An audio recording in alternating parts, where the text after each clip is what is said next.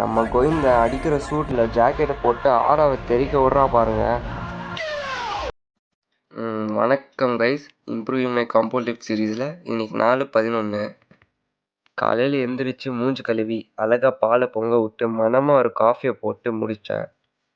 அப்படியே தலைவர் போஸ்டில் நின்றுட்டே காஃபியை குடித்து முடித்ததும் 3 முட்டையை வாயில் தள்ளிட்டு ஜிம்முக்கு போகலான்னு கிளம்பிட்டேன். அங்கே போய் சேர்ந்ததும் நம்ம நண்பர் காஃபி குடிக்கலான்னு சொல்ல ஒரு அட்டியாக பார்த்து அங்கே டேரா போட்டாச்சு. அங்கே அப்படியே காஃபி குடிக்க சொல்ல நம்ம கன்னியாகுமரி நண்பர் வந்தார். அவர்கிட்ட சில டாக்கிங்ஸை போட்டு அப்படியே ஜிம்முக்கு போயாச்சு. சாக்ஸை மாட்டும் போது பின்னாடி நம்ம கோவிந்த மஜ்ஜாவாக ஆடிட்டு இருந்தோம்.